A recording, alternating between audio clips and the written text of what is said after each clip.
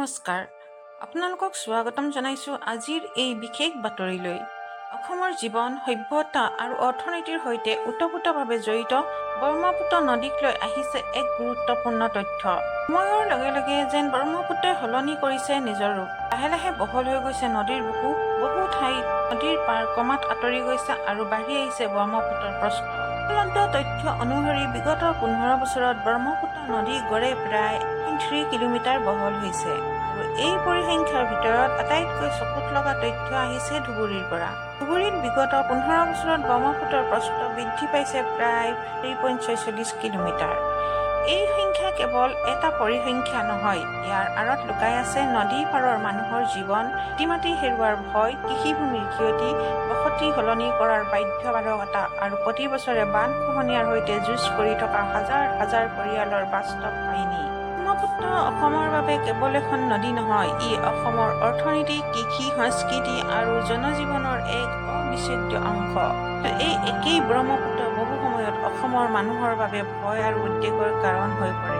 বহল হৈ গৈছে ব্ৰহ্মপুত্ৰ। বিশেষজ্ঞসকলৰ মতে নদীৰ প্ৰস্থ বৃদ্ধি আৰু গতিপথৰ পৰিৱৰ্তনৰ আঁৰত বহুতো প্ৰাকৃতিক আৰু ভৌগোলিক কাৰণ থাকিব পাৰে। নদীৰ বুকুত জন্ম হোৱা পলস, পানীৰ সোঁতৰ পৰিৱৰ্তন আৰু খহনীয়া উপনৈসমূহৰ পৰা অহা পানী আৰু পলস, লগতে বাৰিষাৰ সময়ত পানীৰ চাপ, সকলোবোৰ নদীৰ গতিপথ আৰু প্ৰস্থত প্ৰভাৱ পেলাব পাৰে।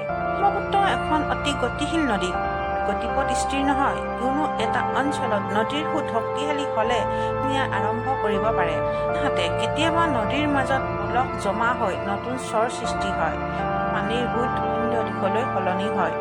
নদীৰ এটা অংশত খহনীয়া বৃদ্ধি পোৱাৰ লগে লগে পাৰ আঁতৰি যায় আৰু নদী বহল হৈ পৰে। 15 বছৰত 4.46 কিলোমিটাৰ পৰ্যন্ত ব্ৰহ্মপুত্ৰ বহল হোৱা তথ্যই বিশেষভাৱে চিন্তাৰ সৃষ্টি কৰিছে। এই অঞ্চলৰ ভৌগোলিক অৱস্থান আৰু নদীৰ গতিপথৰ বাবে এই অঞ্চল বহু বছৰ ধৰি বান আৰু খহনীয়াৰ সমস্যাৰ সন্মুখীন হৈ আহিছে। প্ৰস্থ বৃদ্ধি মানে বহু ক্ষেত্ৰত নদীৰ পাৰৰ ভূমি ক্ৰমাৎ নদীৰ বুকুত বিলীন হোৱাৰ সম্ভাৱনাও বৃদ্ধি পায়। ঘৰ আজি য'ত আছে, কেইবাবছৰমান পিছত সেই ঠাইত নদীৰ পানী দেখা পোৱা, এয়া নদীপৰীয়া বহু পৰিয়ালৰ বাবে নতুন কথা নহয়। এই কেৱল মাটি নলয়, খহনীয়াৰ সৈতে হেৰাই যায় মানুহৰ ঘৰ, খেতিপথাৰ, গছ-গছনি, বিদ্যালয়, ৰাস্তা আৰু বহু সময়ত বহু বছৰীয়া স্মৃতি। বহল হোৱাৰ অন্যতম ডাঙৰ প্ৰভাৱ পৰে নদীপৰীয়া জনসাধাৰণৰ ওপৰত। প্ৰথমতে কৃষিভূমি হেৰুৱাৰ আশংকা বৃদ্ধি পায়। অসমৰ বহু পৰিয়াল কৃষিৰ ওপৰত নিৰ্ভৰশীল। নদীৰ খহনীয়াত এডোখৰ উৰ্বৰ মাটি হেৰাই যোৱাৰ অৰ্থ হ'ল এটা পৰিয়ালৰ উপাৰ্জনৰ পথ সংকুচিত হোৱা। এই বসতি অঞ্চলৰ ওপৰত প্ৰভাৱ পৰে। নদীয়ে পাৰ খহাই নিলে বহু পৰিয়ালক ঘৰ ভাঙি অন্য স্থানলৈ যাবলগীয়া হয়। দ্বিতীয়তে যাতায়াত ব্যৱস্থাত প্ৰভাৱ পৰে।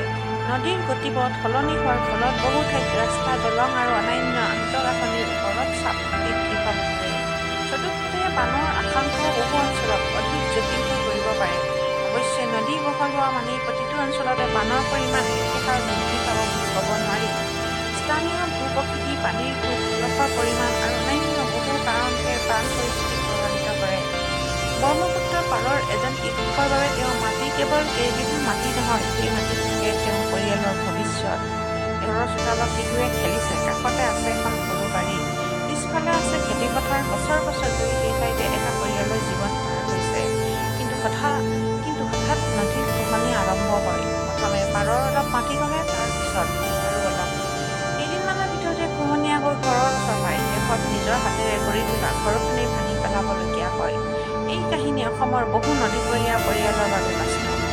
এটা পৰিৱৰ্তনক কেৱল প্ৰাকৃতিক ঘটনা হিচাপে চোৱাটো যথেষ্ট নহ'ব পাৰে। নদী আৰু মানুহৰ সম্পৰ্কৰ মাজত ইয়াৰ গভীৰ প্ৰভাৱ আছে। নদীৰ গছ-গছনি, বালিচৰ, পলসৰ গতি, এই সকলোবোৰ নদীৰ পৰিৱেশ তন্ত্ৰৰ অংশ। নদীক নিয়ন্ত্ৰণ কৰিবলৈ কৰা যিকোনো কামৰ ক্ষেত্ৰতো নদীৰ স্বাভাৱিক আচৰণ আৰু স্থানীয় ভূ-প্ৰকৃতি ভালদৰে বুজা অত্যন্ত প্ৰয়োজনীয়।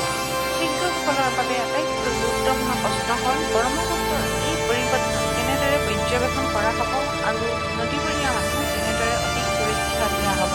15 বছৰ গড়ে 1.3 কিলোমিটাৰ প্ৰস্থ বৃদ্ধি পোৱাৰ তথ্যই ব্ৰহ্মপুত্ৰৰ গতিশীলতাৰ এটা ছবি দেখুৱাইছে। এই পৰিৱৰ্তন সকলো অঞ্চলতে একে নহয়। কোনো ঠাইত নদী বহল হৈছে, কোনো ঠাইত স্বৰ সৃষ্টি হৈছে, আন কোনো ঠাইত খহনীয়া বৃদ্ধি পাইছে। সেয়েহে ব্ৰহ্মপুত্ৰক বুজিবলৈ দীঘলীয়া সময়ৰ তথ্য, নদীৰ সোঁতৰ তথ্য, পলসৰ গতিবিধি আৰু স্থানীয় পৰ্যবেক্ষণ সকলোবোৰ একেলগে বিশ্লেষণ কৰাটো প্ৰয়োজন। কাৰণ ব্ৰহ্মপুত্ৰক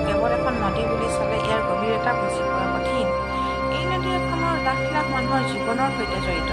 ব্ৰহ্মপুত্ৰ পাৰ খহনীয়া আৰু বান নিয়ন্ত্ৰণ অসমৰ বাবে বহুদিনীয়া সমস্যা, কিন্তু নদীৰ ৰূপ সলনি হৈ থাকিলে সমস্যাটোৰ সমাধানো সহজ নহয়।